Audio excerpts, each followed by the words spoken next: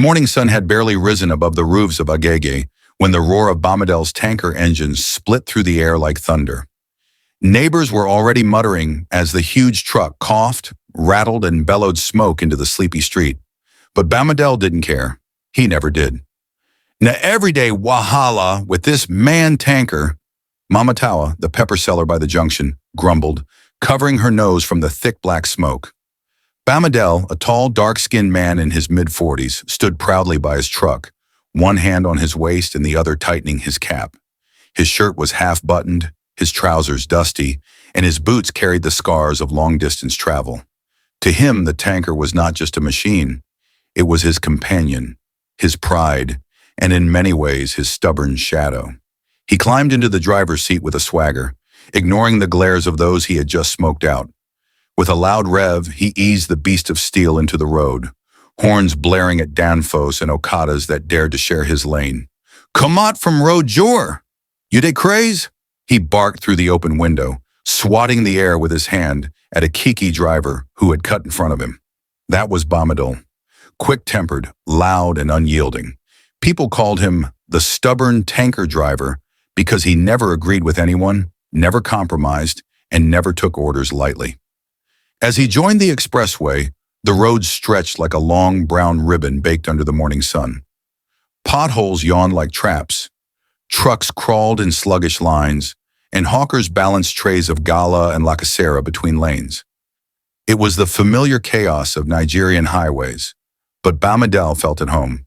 He tuned his small radio, and Ebenezer Obey's voice filled the cabin. He drummed on the steering wheel with his thick fingers, humming along as if the world belonged to him. Suddenly, the radio newscaster's voice broke through the music. "Another accident involving a petrol tanker has claimed 6 lives on the Benin-Or Expressway. Authorities warn tanker drivers to observe safety regulations." Bamadel hissed loudly. "Na lai jor, dem no sabi drive. Na small Pekin they drive tanker these days." To him, accidents were never about fate or rules. They were about other people's carelessness. He believed he was too skilled, too experienced, too stubborn to ever fall into such misfortune. As he approached Bergheim, he saw the first police checkpoint of the day. 3 officers, their uniforms faded by the sun, stood lazily by a log of wood across the road. They waved vehicles down casually, eyes sharp, waiting for small Agunja. "Driver, park well," one shouted, flagging him down. Bamadel slowed but did not stop. Instead, he leaned out of the window and shouted back, "I know they park. Na fuel I carry, una one burn Lagos." The officer, shocked, stepped back as the massive tanker lumbered past. Horns blared behind, Danfo drivers shouted, but Bamadel only laughed. Small boys want collect bribe from me? Dem never jam stubborn man, he knew he had just invited trouble. One day his refusal to respect authority might cost him. But to Bamadel, life was a battle of wills, and he refused to bow his head for anyone, not even the police. By the time he reached Ojota, traffic had built into a nightmare. Tankers, trailers, Danfos, Okadas, all trapped in one endless queue of metal and smoke. Drivers cursed, conductors fought, and hawkers squeezed between vehicles selling plantain chips, water sachets, and pure honey. "Driver, a big shift na. Tanker they crush my motor," a small car owner pleaded beside him. But Bamadel only leaned on his horn, the deep bellow drowning out the man's voice. He wasn't one to give way easily. As the hours crawled, Bamadel's stubbornness only grew. He forced his tanker through tight corners, shouted insults at impatient bus drivers, and ignored the cries of pedestrians who waved angrily at his reckless maneuvers. Finally, after wrestling with Lagos traffic for what felt like eternity, he broke free onto the expressway heading toward Ibadan. The open road stretched wide, with villages dotting the horizon and thick forests whispering on either side. The air smelled fresher, the traffic lighter. Bamadel relaxed slightly, lighting a stick of cigarette, smoke curling lazily out of the window. "Nairobi my house," he muttered proudly. But deep inside, the road was more than just his house. It was his battlefield, and stubborn Bamadel was always ready for war. Bamadel parked the tanker at a roadside filling station on the outskirts of Ibadan. The engine sighed and rumbled into silence, and for a moment the world felt too quiet without its growl. He sat in the driver's seat, chewing on a stick of gum, staring at his reflection in the cracked side mirror. The tanker was more than metal to him. It was blood, sweat, and spirit. Its body was rusted in patches, the paint faded by countless journeys.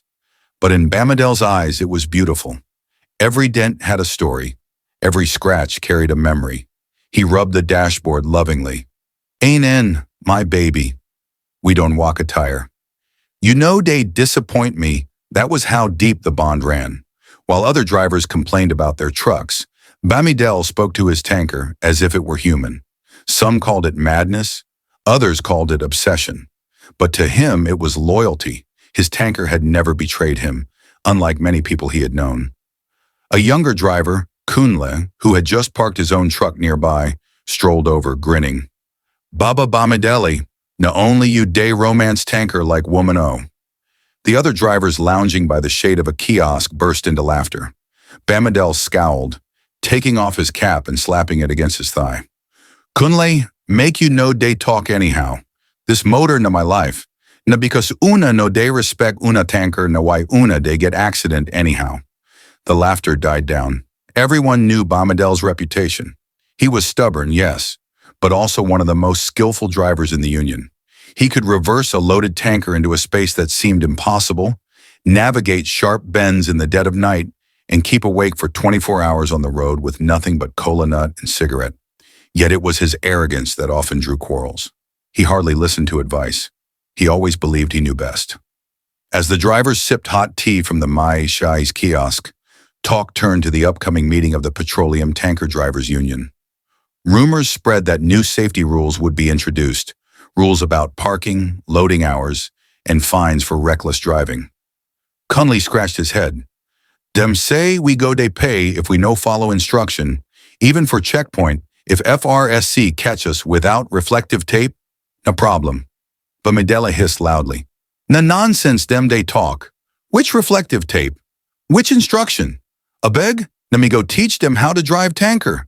No yeye officer fit tell me wetin to do for road, way I done they drive before them even wear uniform."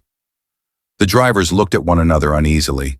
They admired his boldness, but they also knew his stubbornness often led him into avoidable fights. One of the older drivers, Babaseni, cleared his throat. "Bamidel, my son, sometimes to bend small no means say you weak. Na so we dey survive for this country.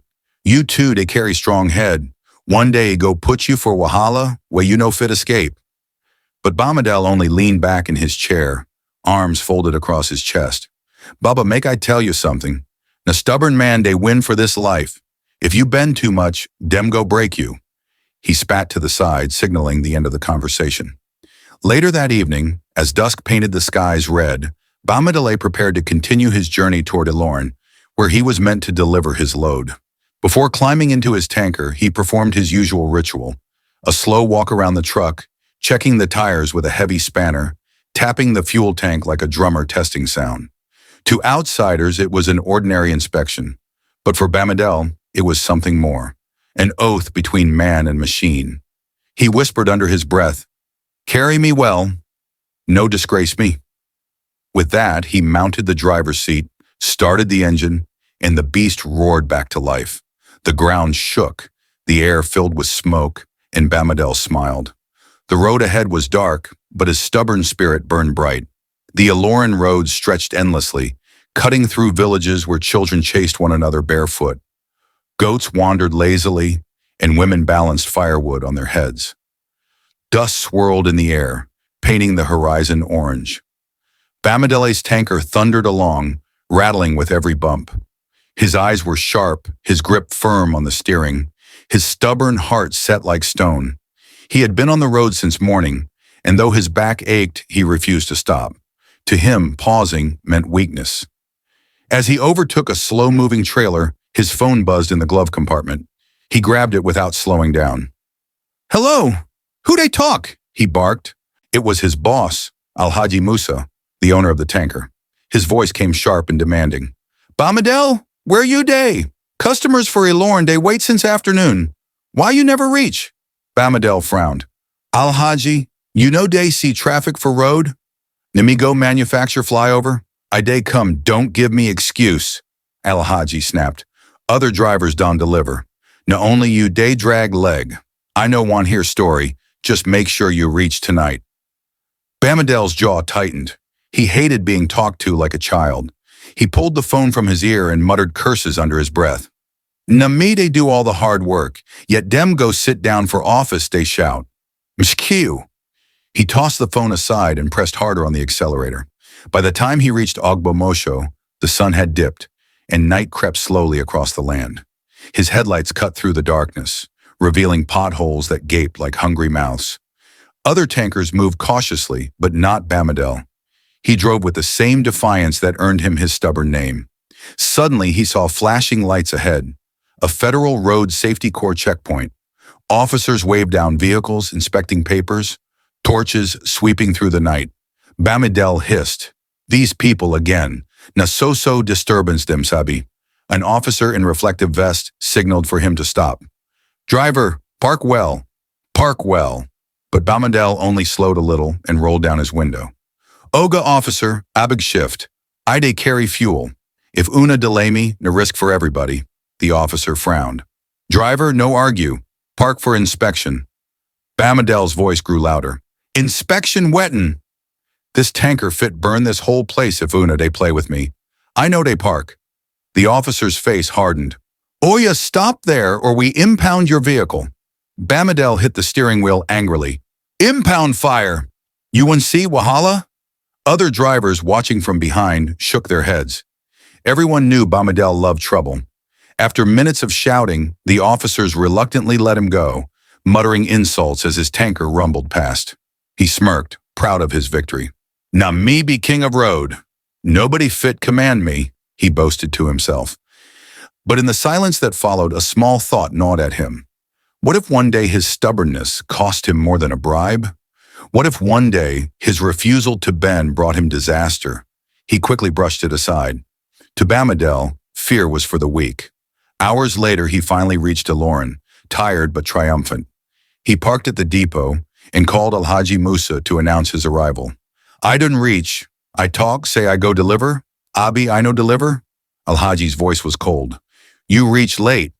Customers, they complain. You think say na only stubbornness, they run this business? One day, I go find person, we get sense replace you." Bamadel's pride flared like fire. "If you fit fine person like me, try am. But make you no forget, Namide save your company from disgrace every day for road." He ended the call without waiting for a reply. That night, as he lay on a thin mattress in the station yard, listening to crickets chirp and distant trailers rumble, he closed his eyes and whispered the same words he always said before sleep. "No road be my oath. I no go bow for anybody." The stubborn man drifted into slumber, not knowing the road was already preparing the test that would shake him to his core. September 10th, 2:29 a.m. X Factor. The morning sun in Ilorin rose with a fierce brightness that made the air shimmer like fire. Bamadel stretched by his tanker, yawning loudly as he rubbed his eyes. His night had been short, his dreams restless, but his pride was intact. He had delivered, and that was all that mattered. He bought a cup of steaming pap and akara from a roadside woman, washed it down with a bottle of lacasera, and muttered to himself, "Another day, another Wahala. Make we see who go try me for road today." By mid-morning, he was back on the expressway, heading toward Lokoja for his next assignment. His tanker groaned under the load, tires screeching against the hot asphalt. But Bamadel's spirit was high. He hummed along to Wasiu Ayinde, blasting from his small radio, drumming on the steering with calloused fingers. About 30 kilometers from Ilorin, he saw them again, the dreaded combination of police and FRSC officers at a notorious checkpoint. Logs and spiked chains lay across the road, forcing every driver to crawl to a stop. "Now today Wahala go start," Bamadel muttered, adjusting his cap firmly. One officer waved at him, signaling for him to park. "Driver, come down. Bring your papers." Bamadel frowned. "Which papers, again?" "Yesterday, una check am. Today, na the same thing." The officer was unmoved. "Driver, no argue.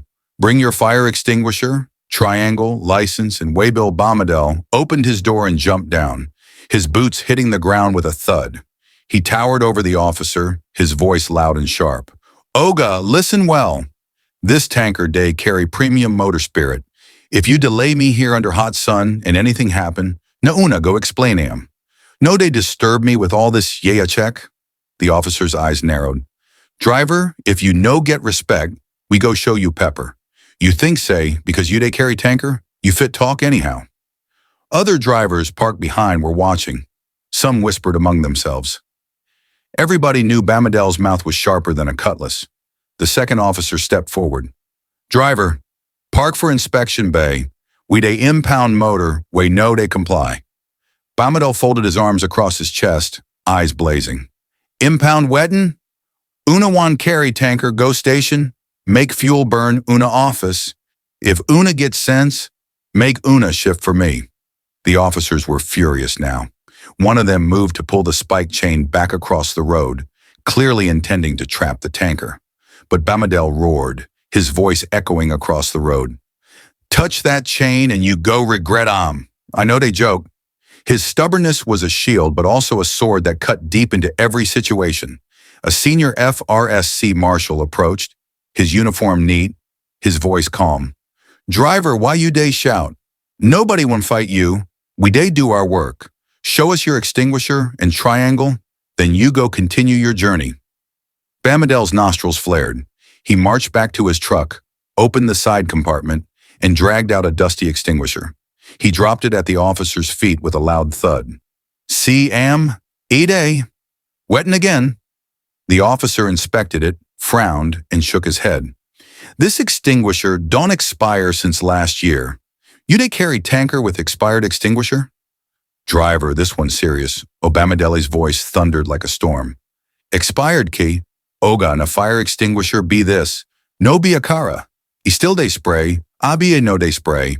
All this your grammar na just excuse to collect bribe." The senior marshal stiffened but kept his composure. "Driver, if you no calm down, we go fine you. That na the rule. If anything happen for road, na you and your company go blame." But Bamadel refused to bend. He puffed out his chest, clapped his hands together, and declared, "I know they pay 1 kobo. I go drive Comet here now. Make Una watch."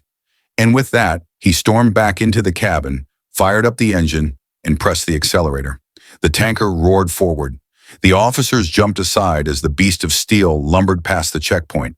Behind him, horns blared, drivers shouted, and one FRSC officer cursed loudly, waving his torch angrily in the air. But Bamadel only laughed, his chest swelling with pride. "Dem never born the officer we go stop me for road. Stubborn man no dey fear uniform."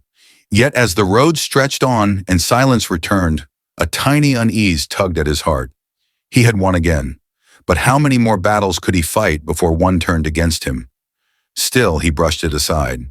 To Bamadel, the road was war, and in war, only the stubborn survived.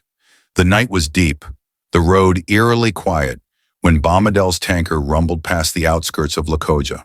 The moonlight cast long shadows across the highway, and the air was thick with the smell of bushfire somewhere far away. Bamadel's eyes were red with exhaustion, but his pride wouldn't allow him to stop. He had driven for nearly 18 hours, chewing cola nuts and sipping bitter coffee to keep himself awake. His boss had called twice, reminding him that the delivery was urgent. "Na me be Iron Man," he muttered, tightening his grip on the wheel. "Other drivers go stop, but Bamadel no they stop." But even iron bends under pressure. As he approached a sharp bend near a small bridge, a faint sound pierced through the night. The bleating of goats, then the distant laughter of villagers returning from a night gathering. He pressed his horn, its deep bellow shaking the silence. Suddenly, out of nowhere, a small Toyota Corolla swerved into his lane. The driver, likely half asleep, was overtaking recklessly. Headlights flashed. Tires screeched. Bamadel's heart jumped. He yanked the steering wheel with all his strength. The tanker swerved violently, tilting dangerously close to the edge of the bridge. "Jesus!" he shouted, his voice cracking. The tanker skidded, its massive weight pulling against him. Sparks flew as the metal scraped the side rail. For a terrifying moment, it seemed the tanker would topple into the river below. The Corolla escaped narrowly, but the tanker's rear tires burst with a deafening bang. The vehicle shuddered, smoke and dust filling the air. Finally, with a thunderous crash, it slammed sideways onto the embankment, half blocking the road. The tanker skidded, its massive weight pulling against him. Sparks flew as the metal scraped the side rail.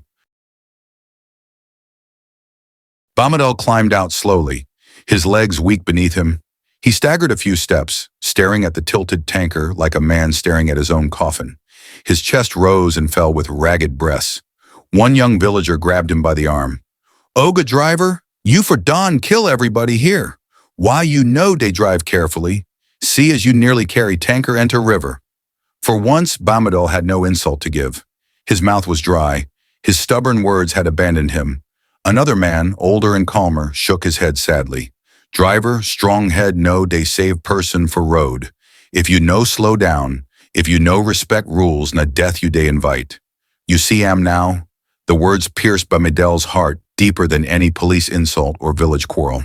He had always believed stubbornness was strength, but tonight strength had nearly turned to destruction. As dawn broke, recovery trucks arrived to tow the battered tanker.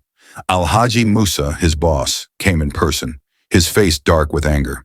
"Bamadel, you want kill my business? You want kill yourself? I don't warn you.